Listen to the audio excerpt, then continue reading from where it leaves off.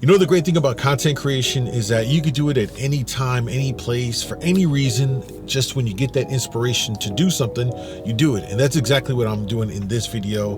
The Lumix S1RII has been announced. All the big YouTubers are talking about it, sharing their early reviews. And it's got a lot of people talking about a lot of different aspects of this new, what is being deemed flagship hybrid camera from Lumix. Now, as a Lumix user myself, my whole channel up to this point has been focused on my S9 experience. I'm new to photography as a hobby, although I'm not new to content creation. In fact, this channel I created, it's more of like a little side project. My main YouTube and social medias, I've got hundreds of thousands of followers, so I'm not new to content creating in different niches outside of this photography video space.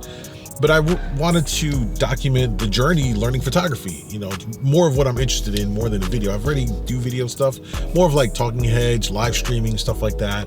Not like cinematic video or like pro video work. Anyway, that being said, I've been talking all about my Lumix S9, which I love.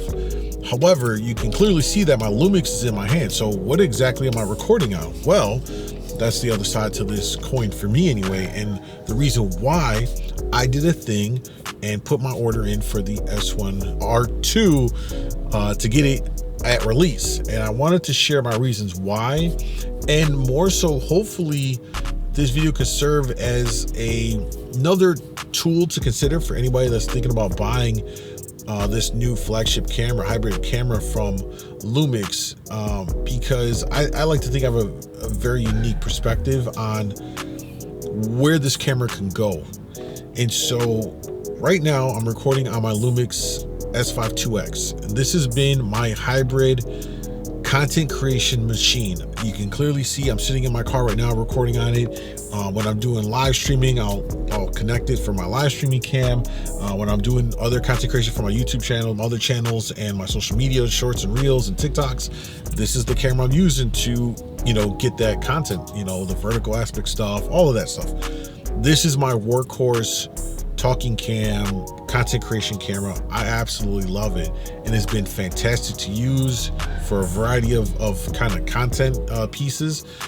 And the reason I'm looking now to get the new S1RII is because of the aspect that it gives me that photography angle, that increased photography thing, so I get more kind of utility out of it for the photography stuff that I'm exploring, and yet it can still serve as my dedicated content creating video platform, you know, to do the stuff that I'm doing now, talking head stuff, live streaming stuff, podcast stuff, using it to record TikToks and reels and shorts and all that stuff. It is a workhorse kind of a camera for me. It's one camera that can do all of the things that I want for an exceptional value, and that's how I see it.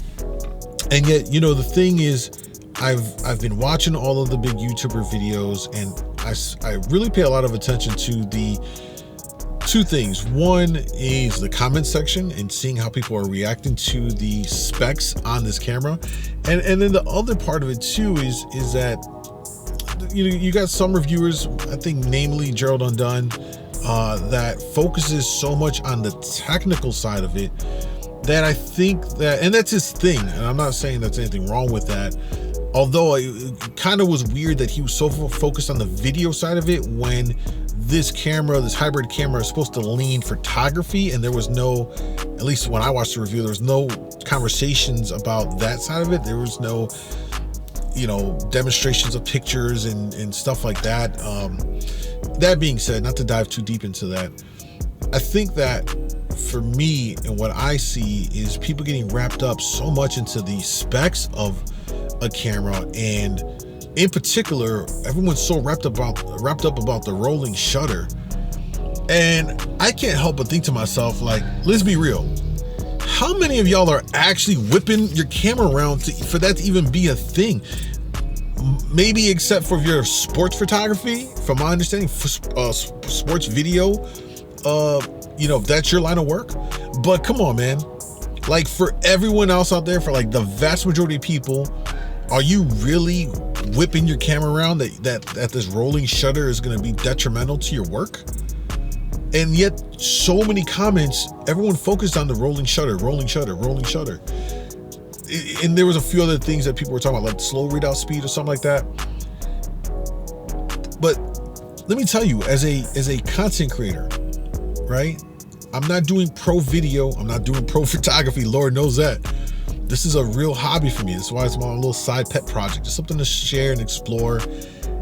But as a content creator, and this is the area I want to speak from more specifically, because if you are someone that's creating content for social media, if you're doing talking head stuff, if you're doing live streams and you need a camera, that's where I think, for me, Lumix has excelled, because it's been providing exceptional value for me and for what I need to do as a creator across these different, platforms, and it has been great. I first ventured into Lumix with the GH5. Had the GH5, then the GH5S, GH6, and then the S5 2X, and then the Lumix S9. And so while I haven't explored other brands and owned them, I've certainly had friends that had like a Sony and then checked it out, like good stuff.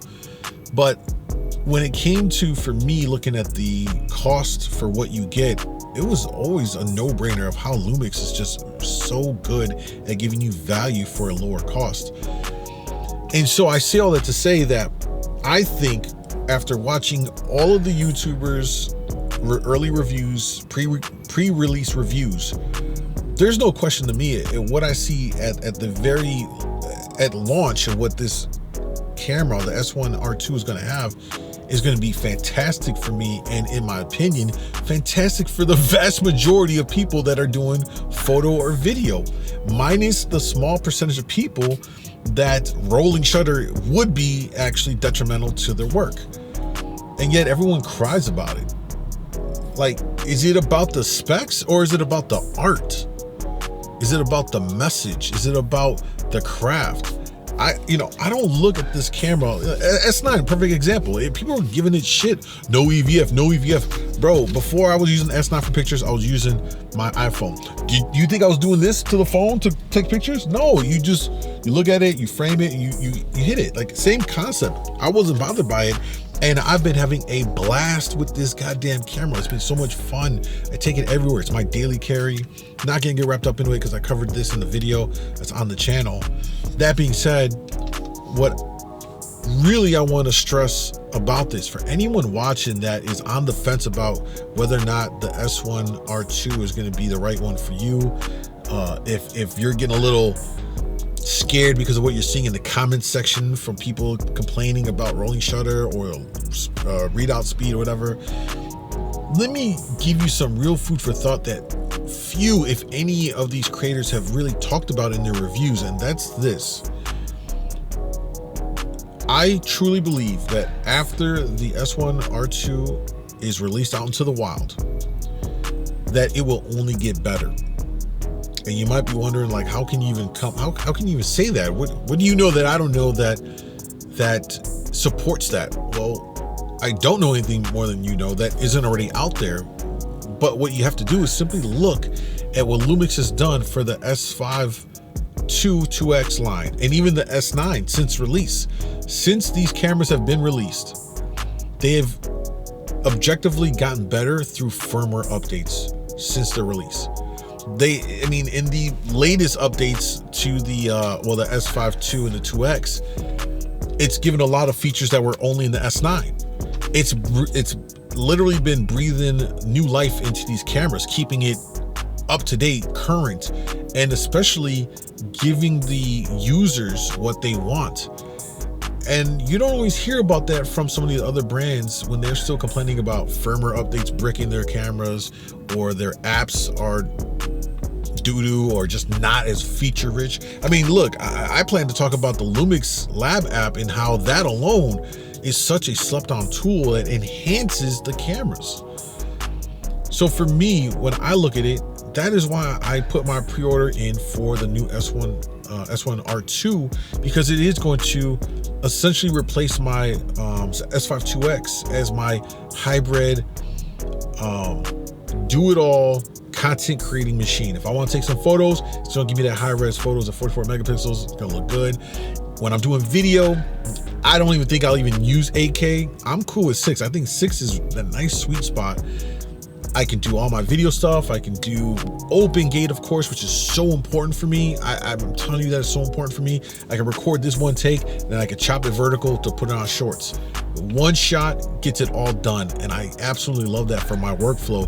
Keeps things moving along very fluidly and not having to redo stuff. That's why I'm jumping up to the S1RII, and I'm confident that after release, after enough people are having their hands on it, are shooting with it, they'll start giving that feedback to Lumix, and they will hear it and start rolling out those adjustments to address some of these things through the firmware releases. And I can only imagine what that camera is going to look like in terms of features and everything else a year from its release. I really believe that it will only be better, and it will be such a great tool for folks that are like me, that are content creators across different kinds of niches, and are doing content across different verticals. That this one camera, it's kind of like the Lord of the Rings. You got that one ring to rule them all. I really think that the S1RII can be that, at least for me. And if you are someone that's in my shoes, I think that would be the same for you as well.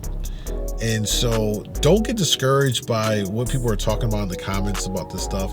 I read something about where camera whips are most used and prevalent in, and what types of like video content. And it came back with like Cops. Like, remember the Cops TV show?